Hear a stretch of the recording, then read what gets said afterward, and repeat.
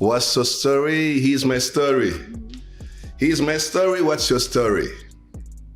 That's Wagwan. Hey, today we have a lady in the house. And not just a lady. Hey, should I say Miss Rwanda? She's more than that. So, Miss Rwanda, Miss Grace. Yes. You know you're stuck with that now. Yeah? Until you get married. That's when they'll be like, oh, even when you get married, they'll be like, Miss so-and-so. But you're stuck with Miss Grace. So what's your story? That's a very broad question. Do you like break it down, or do I just say whatever comes to my mind? You see, the reason why we have this show, this is not an interview. This is a chilling. This is it's a podcast. This podcast is all about like us sharing stories. There's something that I'll learn from your story. Yes. And there's something that you'll learn from my story. And the main thing is about communication or listening. We're trying to, because many times when we have conversations, we intend not to listen, even with spouses, you know, married people. Sometimes we don't listen. But this podcast is about teaching people how to listen. And also, it's about, you don't have to agree or disagree. You know, like it's an agree, disagree. You know, because we all come from, you know, even twins. They don't understand the same thing. So tell us your story. You know, because already the one knows that, okay, she's Miss Rwanda, you know, but that's not Grace Ingabire. Yeah. Grace Ingabire is more than that. Yeah, but that's a part of your story. Yeah. So tell us just a little bit about your story. Well, who's Grace Ingabire? Okay, who's in Grace Ingabire? Yeah. Firstly, I'm happy to be here. Yeah. And I'm so happy to get invited. I think it's always beautiful to have a space to just express your thoughts and actually share what you actually think about the world, how you view the world. So I think like I'm really excited to be here.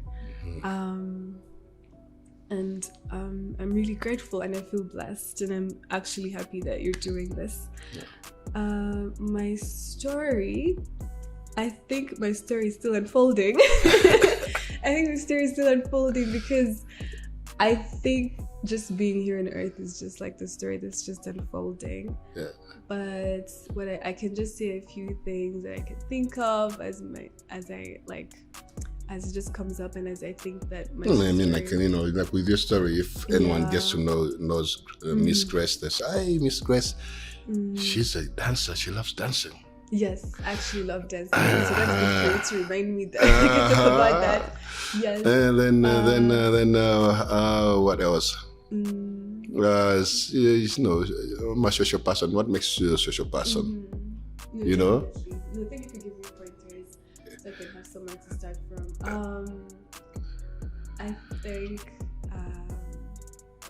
I think first of all, when you ask someone what is your story, it's so interesting because I think we all see our story differently. Yeah. Like you said, like you're not just Miss Rwanda, because that's just like maybe something that has happened, an event. Yeah.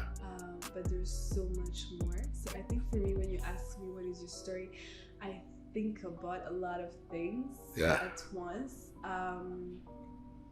Some things that we all think about, some things that maybe we don't necessarily think about. Yeah. So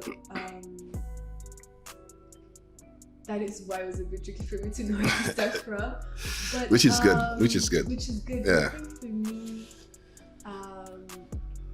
when I think about a story and when I think about my story, I think about, first of all, like the years that I've been here on Earth, and the way my perception, like my perspective about life has evolved throughout. throughout that whole time. Like, how did I see the world when I was young, and how has that evolved, and how does that inform how I actually think about what my story is on this earth, which is really exciting for me to think about. And I feel like when I was young, I'm so grateful because I had I grew up in a healthy environment, like supportive parents, supportive siblings, and just I'm grateful that I was blessed to just be in a healthy environment where I can easily express myself, and I'm so blessed because I can say that I had a happy childhood. Did you hear that, people? Yeah. Be grateful. Yes. You know, that's a big word. Yes. Being grateful. Yeah. You know, always be grateful.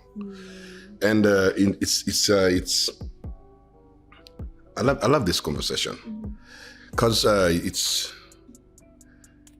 there's a lot that we've kind of we've talked about it about them, and we kind of shared stuff, and I love how you're one of those young ladies, young woman who is strong, and it's like we need more women, we need more young girls who are strong, without fear. Because when you look at our history, you know, maybe I don't want to offend anybody, not my dad, you know, but you know, it's like men, they used to say umva, yeah, it's like a woman, they make a woman, even biblical, they say, oh, submit to your husband, you know. So it's always good to see like young women like you coming up and like, you know what, I can do what you're doing. You know, what they call gender balance, you know. And we're not talking about gender balance anyways, but to have that fear, to kind of overcome that fear of say, hey, I can, let's say for example, like, you know, getting to Miss Rwanda itself. There's millions of women, young girls, beautiful girls out there, and they can't. They're like, hey, I don't want you to get offended. I don't want people to attack me. They see in the first place, they see the negative. They see you can't do it, you can't make it, you can't, you know, themselves before even they get to face the world. Yeah, so you're such a blessing, like not just Rwanda itself. You're just a blessing to the world today, you know. And many young girls out there, we need more grace. You know, as in like there's like a grace behind the camera.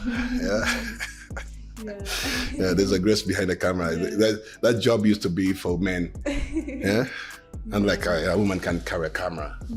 You know, so that kind of stuff is one of the things that I'm really looking forward to kind of encourage, you know, that young girl who's 16, 17, and she's carrying that trauma, you know, because trauma is passed on, PTSD, from the mothers, for generations. You carry that, you know. So what can you tell that young girl in your story without telling her the story? What can you tell her to, like, hey, if you're a warrior, you need like these three things to work on. No, that's actually very deep stuff you just said. I think in line with even the theme of this podcast, I think everyone's story shapes how they view the world, which is why when you asked me that question, I wondered, where do I even start from? Because I think the way you have been brought up to see the world affects how you move in the world. And once you change the way you see the world, the ways you actually are intentional about how you see the world, then you can change how you approach every aspect of your life. So in line with that, I think people sometimes say you don't really decide where you're gonna get born or which family you're gonna grow up in. You just happens based on, I don't know, different factors, I guess, how the universe decides. But once you come into this world, based on where you are born, based on the culture, based on your upbringing, based on the family you grow up in, based on a lot of factors, it's gonna shape how you see the world. But I think the most important thing that I have actually kind of like realized, which is why I say that I think as I kind of grew up, I realized my perspective on things expanded, or I got to understand things on a deeper level, or just some things just like kind of the way I saw the world somehow changed, or let me say the word expand, because I think every perspective you have is not necessarily not right, but it's probably not just the whole picture. And so the first thing I would encourage everyone, especially ladies, the way you said, is to always know that whatever thoughts that you have in your head, or whatever that you have been told, might not be the whole picture.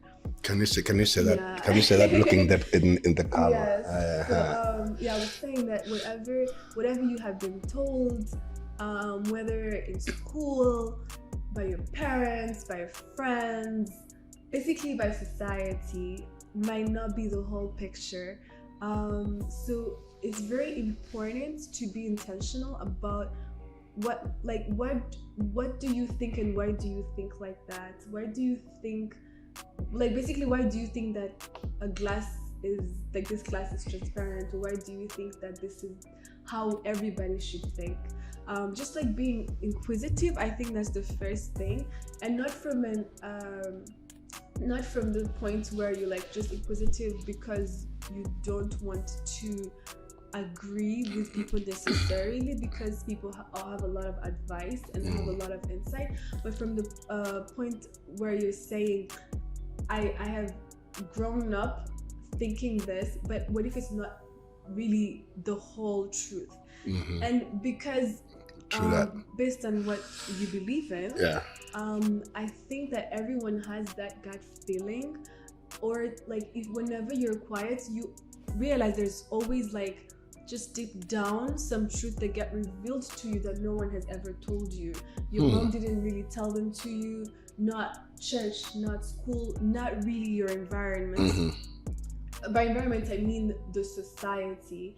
And so I think I encourage everybody to have that quiet time, the alone time, so you can actually download information. I'm calling it download information, but I mean like you can actually like discover some truth that is shielded and blinded by the race, the modern race, to get to stuff, to get to work. And like he said, our parents, because of what our ancestors have gone through, sometimes the trauma gets passed on, and then because of that, it will affect how they treat you, how they view the world, and what they're telling you about the world. And they're saying that from most of them from not really with a bad heart.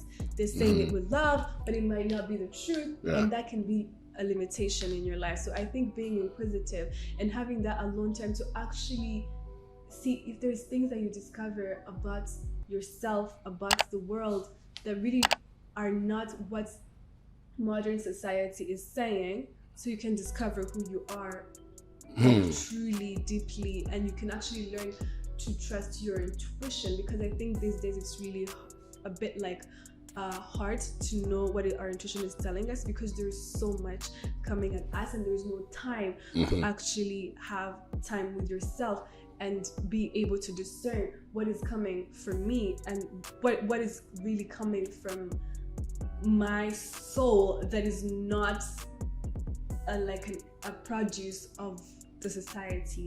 I think that's like the first You thing. mentioned this one word that I've been practicing it for at least 10 years. Alone time. Alone time, yes. Yeah. Take your time. Take that time. Be alone. Speak to yourself.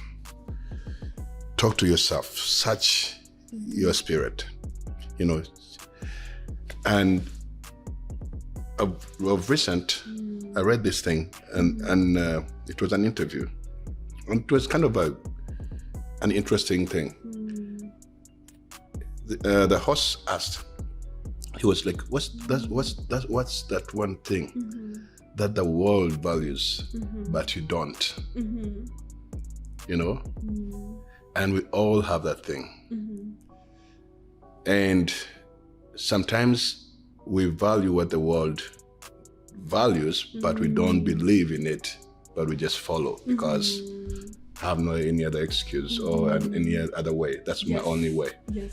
So you kind of mentioned it in a different way, but you gotta know what you value, And Miss Grace, we're gonna have a break. Okay. Thank you so much, and this is amazing. we'll be back in